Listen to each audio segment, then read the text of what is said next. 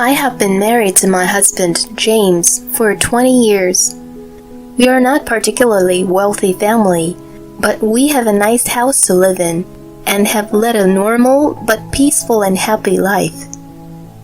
We were fortunate enough to have 2 children. Our son, Tyler, is currently studying at a nearby college. I told him he doesn't need to worry about the tuition, but he insisted on receiving a scholarship because he was studying for his own good.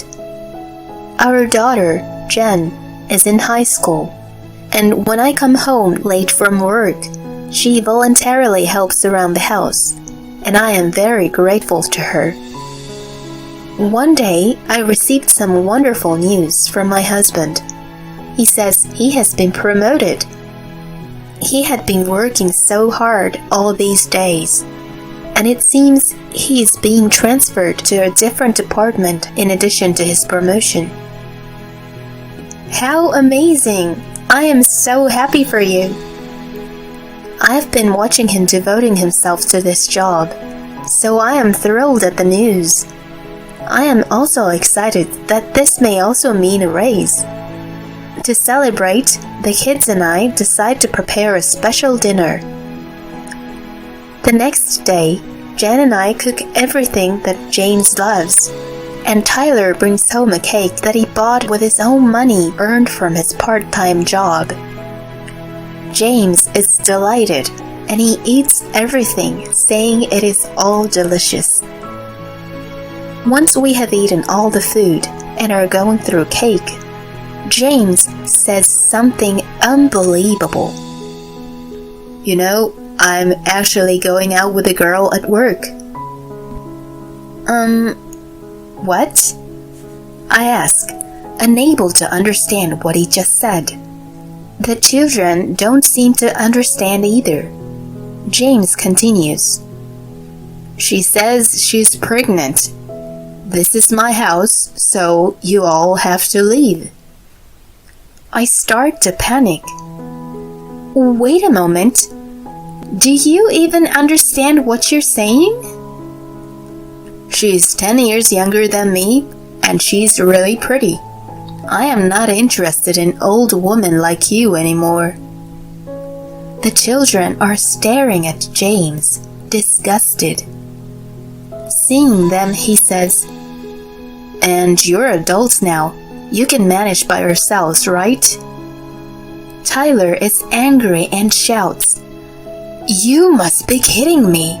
You can say that to me, but Jen is still in high school." He looks as though he could punch James at any second. A girl doesn't need education. There'll always be ways to earn money if she can sell herself. I feel as if everything is frozen for a moment. However, anger rises up from inside of me, and I hear myself yelling at my husband.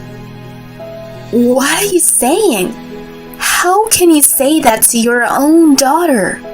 I can't believe it. While I am shouting at him, I see Jen crying, and she runs to her own room. You are no father to me. I am leaving this house as you wish, but I'm never forgiving you for hurting Mom and Jen. Tyler then storms out, following Jen. James and I are left in the living room. A silence continues. After a while, James says, "Okay, so that's that. I'll be generous, and I'm letting you stay 1 more week before you get out of this house." Alright, but I'm taking custody of the children. I am having a new kid, so I have no use for them.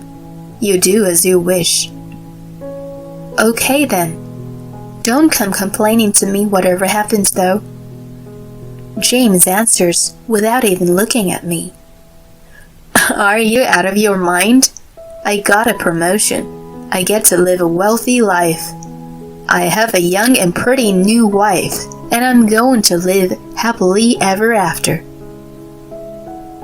This was supposed to be a night for the family to celebrate James' promotion, but it became the night that everything we had built up until now completely collapsed.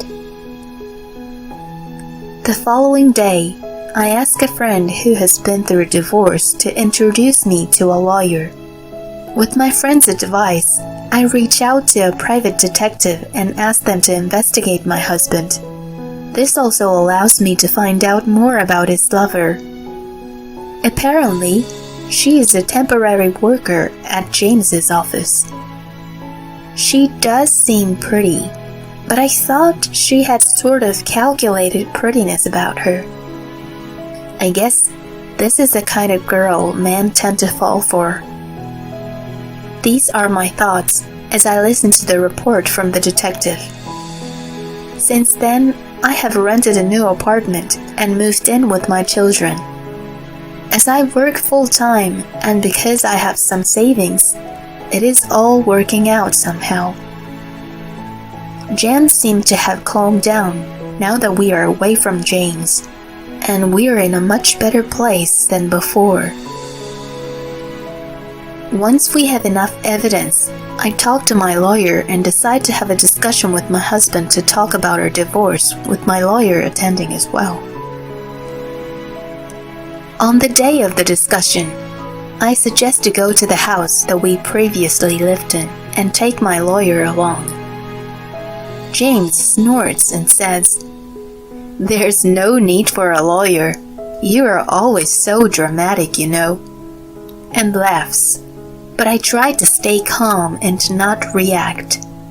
However, inside my mind, I'm thrusting the table at my husband and beating him up with a chair. It seems his lover is already living in his house, and all the furniture and curtains that I chose have been replaced. Pink curtains with cute little flowers on them. She must have chosen them. Imagining her making these decisions, it makes me want to throw up. The lover, whose name I have learned is Heather, is there too, and she says, "This has nothing to do with me." And she seems angry. In my head I think, it has everything to do with you. Do you want to get beaten up with this chair too? And I feel like I am about to explode. My lawyer tells James and Heather that we will be requesting a compensation. And when Heather hears this, she goes crazy. "Why on earth do I have to pay? I thought girls don't need to pay." So you're the one that's angry? I am the one who wants to be angry. It's shocking to think that someone with a mind like this actually exists in this world. My lawyer seems used to this kind of situation, and he continues calmly. "Excuse me, but yes, you do have to pay a compensation to my client. You are the reason why this couple are getting a divorce. You do understand your own position, don't you?" No, the reason is because this old woman wasn't attractive enough. I am so glad that my lawyer is here. If he wasn't, I would probably have beaten up this girl so hard. You're a very lucky little girl. While these thoughts are going through my mind, Heather picks up a cup which had coffee in it and throws it at me. "Do something! You do know that I am carrying your little baby, don't you?" Heather snuggles up to James as she says this. "Excuse me, I can hit her now, right? Oh, please, can I hit her?" I say to my lawyer. I've had enough. But my lawyer is cool and lends me a handkerchief. You want me to still stay calm? James has this horrible smile on his face with Heather snuggling up to him. I want to bury both of them. I take out the divorce papers that I had prepared.